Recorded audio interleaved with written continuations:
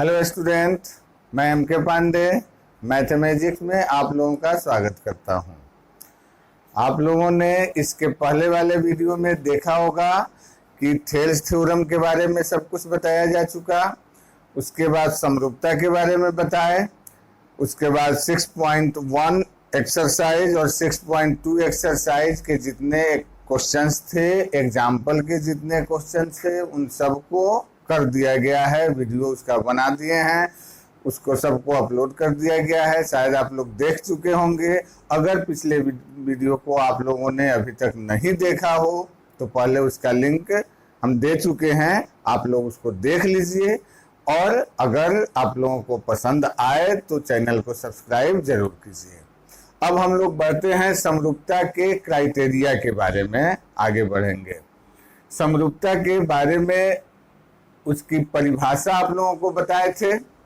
परिभाषा में था कि यदि कोई दो आकृति है जिनकी भुजा की संख्या बराबर है तो दोनों आकृतियों के समरूप होने के लिए दो बातों पर ध्यान देनी पड़ती है। एक, उनके संगत कोण बराबर हों, और दूसरा, उनकी संगत भुजाएं समानुपाती हो। ये दोनों क्राइटेरिया जब लागू होता है तो हम किसी भी आकृति को समरूप कहते हैं।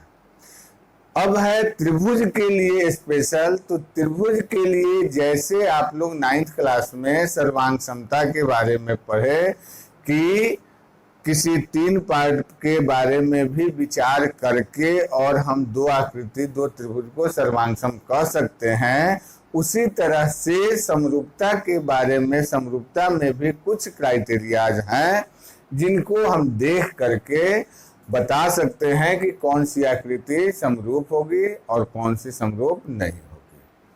उसके लिए सबसे पहला क्राइटेरिया है एंगल एंगल एंगल समरूपता, यानी कोण कोण कोण। एक त्रिभुज का तीनों कोण दूसरे त्रिभुज के तीनों संगत कोणों के बराबर हो, अर्थात संगत कोण समान हो। तो देखा गया कि उनकी संगत भुजाएं भी समानुपाती होती है। जैसे पता चला संगत कोण बराबर है तो भुजा का अनुपात भी बराबर होता है, तो वह समरूप हो जाएगा। तो केवल एंगल एंगल एंगल माने तीनों कोण के बारे में विचार करके भी हम उसको समरूप कह सकते हैं। उसके लिए ये क्राइटेरिया है। थ्योरम 6.3 एंगल एंगल एंगल समरूपता क्या है कि यदि दो त्रिभुजों की संगत भुजाएं संगत कोण समान हो, कोण, तो उनकी संगत भुजाएं समानुपाती होती है। इस बात को सिद्ध कर तो असमरूप हो जाएगा। तो मतलब कि हमको दिया हुआ है कि कोण बराबर है और संगत भुजा का अनुपात बराबर सिद्ध करना है। चलिए इसके लिए फिगर पहले दो त्रिभुज का बनाएंगे। यहाँ एक त्रिभुज बना दिए ABC और एक त्रिभुज यहाँ ले लिए। मान लीजिए यह हो गया आपका DEF, त्रिभुज हो गया। अब इस दोनों त्रिभुज में हमको दिया क्या गया है, यहाँ लिख देंगे। त्रिभुज ABC तथा त्रिभुज DEF में कोण A बराबर कोण D है, कोण B बराबर कोण E है और कोण C बराबर कोण F है। A बराबर D, B बराबर E और C बराबर F। ठीक है। तो हमको सिद्ध क्या करना है, तो सिद्ध करना है कि उनकी संगत भुजाएं समानुपाती होती है। यानी AB और PQ का अनुपात, BC और QR का अनुपात, AC और PR का अनुपात बराबर होगा, ये सिद्ध करना है। और जब यह समानुपाती हो गया, अतः त्रिभुज ABC समरूप त्रिभुज PQR हो जाएगा। समरूप कर देना है। अब चलिए यहाँ पर हम अलग अलग बुक में देखते हैं कि अलग अलग कंडीशन में प्रूफ किया हुआ है। एनसीईआरटी को लेके चलें तो एक ही कंडीशन में प्रूफ किया हुआ है। थोड़ा सा हम और कंडीशन पर विचार करते हैं।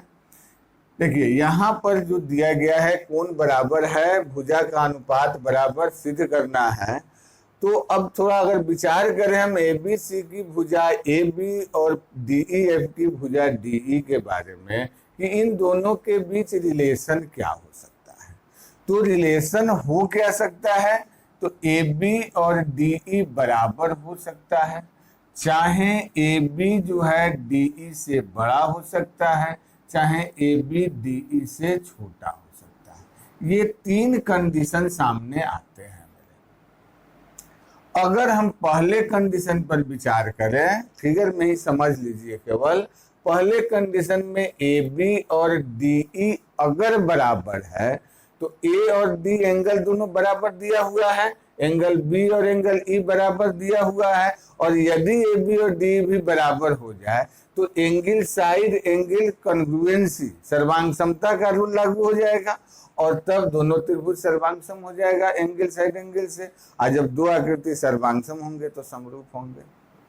तो इस तरह से अगर बराबर मान के बताएं तो हम सर्वांगसम दिखा के समरूप बता सकते हैं। लेकिन अगर बड़ा या छोटा माना जाए तो बड़े और छोटे कंडीशन में कैसे होगा, तो मुख्य रूप से जो माने बिहार बोर्ड का या एनसीईआरटी की बुक है उसके अनुसार केवल एक ही माने कंडीशन में बड़ा या छोटा वाला बनाया गया है, और जैसे बड़ा वाला बनेगा उस तरह से छोटा वाला बनेगा। तो चलिए अब हम इसको AB छोटा बनाए तो AB को छोटा मान के बनाते हैं, जो आपको एग्जाम में जितना करना है पूरा करने की कोई आवश्यकता नहीं है। चलिए अब इसके लिए हमको एक रचना करना पड़ेगा। देखिएगा समरूपता के जितने भी थ्योरम है, तीन थ्योरम है, तीनों थ्योरम में एक ही कंडीशन में एक ही रचना की जाती है, इसलिए याद रखना सहूलियत का काम है। यहाँ पर एक पॉइंट M ले लिए और यहाँ एक पॉइंट N ले लिए ताकि DM AB के बराबर और DN AC के बराबर हो जाए। इस बात को रचना में लिखे, त्रिभुज DEF की भुजाओं DE तथा DF पर बिंदु M तथा N इस प्रकार लिया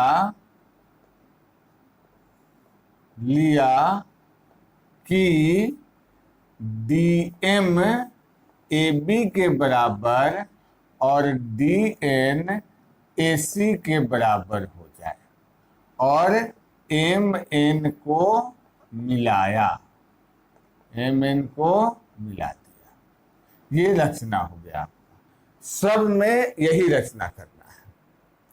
चलिए प्रमाण, पहला काम हमको फर्स्ट स्टेप में करना है कि इस दोनों ट्रायंगल DMN और DEF को सिमिलर दिखाना है। तो इसके लिए हमें क्या करना होगा, तो पहले चूंकि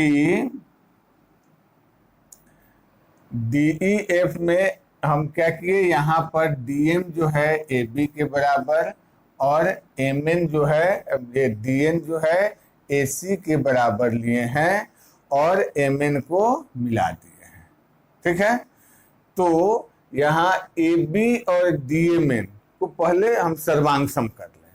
देखिए त्रिभुज ABC तथा त्रिभुज DMN में दोनों त्रिभुज ले लिए, AB इक्वल DM और AC इक्वल DN रचना से। ठीक है, और एंगल A बराबर एंगल D दिया गया है। तो इससे त्रिभुज ABC सर्वांगसम त्रिभुज DMN हो जाएगा। साइड एंगल साइड सर्वांग समता से, सर्वांग समता से सर्वांगसम हो गया। तो जब ये दोनों त्रिभुज सर्वांगसम हुआ तो कोण बी जो है कोण DMN का संगत होगा। तो इसलिए कोण बी बराबर कोण DMN CPCT, सर्वांगसम त्रिभुज के संगत कोण, यह कोण इसके बराबर हो गया। लेकिन हमको दिया क्या गया है कि कोण बी जो है कोण ई के बराबर है, ऐसा दिया गया है। तो इसका मतलब कि कोण DMN और कोण ई दोनों बराबर हो जाएगा। यह कोण इसके बराबर हो गया। यह दोनों संगत कोण का युग्म है। जो संगत कोण का युग्म है, यानी संगत कोण बराबर हो गए। तो संगत कोण बराबर हुए तो ये दोनों पैरेलल हो जाएगा। इसलिए MN समांतर EF होगा संगत कोण प्रमेय के विलोम से। संगत कोण अभिगृहित के विलोम से। चलिए अब समांतर हो गया, तब त्रिभुज लेते हैं। त्रिभुज DEF में जब MN समांतर EF हुआ तो थेल्स प्रमेय यहाँ लागू हो जाएगा। तो थेल्स प्रमेय जब लागू हो जाएगा तो क्या लिखेंगे कि DM बटा DE, DM बाई DE बराबर DN बटा DF, DN बटा DF। यहां लिख देंगे थेल्स प्रमेय से। यहां तक हो गया। अब DM के बदले हम AB लिख सकते हैं और DN के बदले DF लिख सकते हैं। ठीक है, AC, DM के बदले AB और DN के बदले AC। तो क्या मिलेगा, इसका स्क्रीनशॉट ले लीजिए, मिटाएं थोड़ा सा, इस सबको मिटाते हैं। चलिए अब है, हम क्या लिख सकते हैं, रचना से उसका रचना का जब प्रयोग करेंगे तो हमको मिल जाएगा कि DM के बदले DM जो है यहाँ DM AB के बराबर है।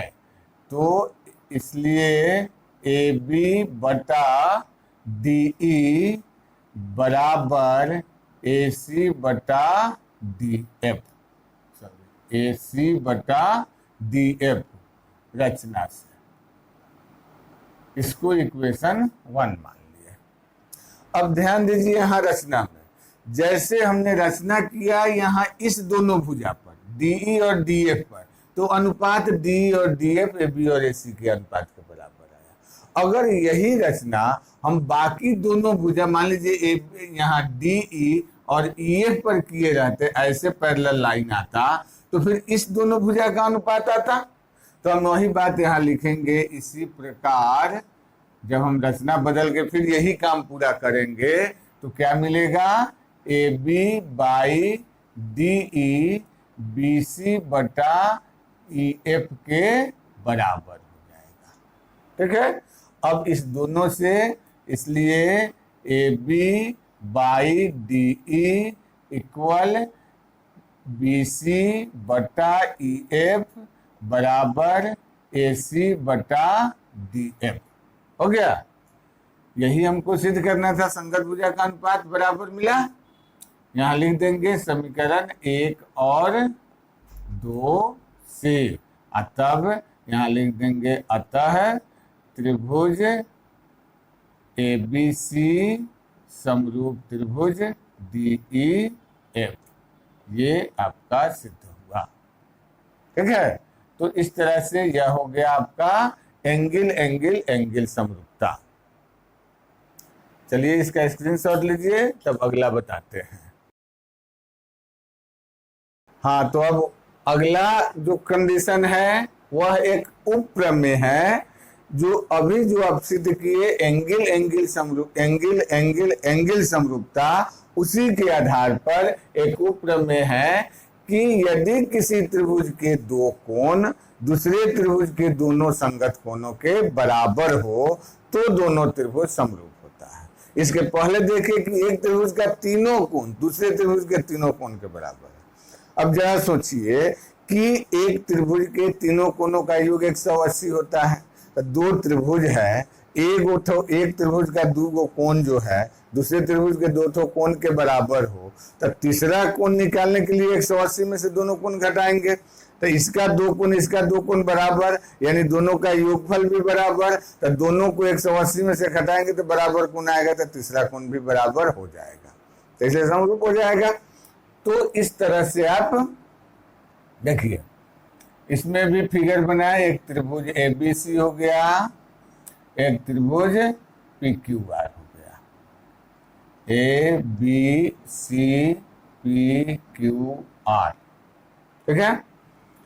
इसमें क्या दिया हुआ है कि त्रिभुज ABC और त्रिभुज PQR में दो कोण माने एंगल A एंगल P के बराबर और B Q के बराबर है, तो सिद्ध करना है क्या कि दोनों त्रिभुज ABC समरूप PQR होगा, समरूप होगा। तो यहाँ अब रचना कुछ करना नहीं है, प्रमाण लिखेंगे, त्रिभुज ABC तथा त्रिभुज PQR में कोण A बराबर कोण P, कोण B बराबर कोण Q, यह चीज दिया गया है, और इसलिए 180 माइनस कोण A प्लस कोण B बराबर 180 माइनस कोण P प्लस कोण Q भी लिख सकते हैं, जब ये दोनों बराबर है, और 180 में से A और B घटाएंगे तो कोण C निकलेगा, और 180 में से P और Q घटाएंगे तो कोण R निकलेगा। अब C और R बराबर हो गया, तो दो एक तीनों कोण बराबर हो गया, इसलिए लिख सकते हैं कि त्रिभुज ABC समरूप त्रिभुज PQR होगा एंगल एंगल एंगल समरूपता से। तो इस तरह से ये दूसरा क्राइटेरिया हुआ एंगल एंगल एंगल समरूपता।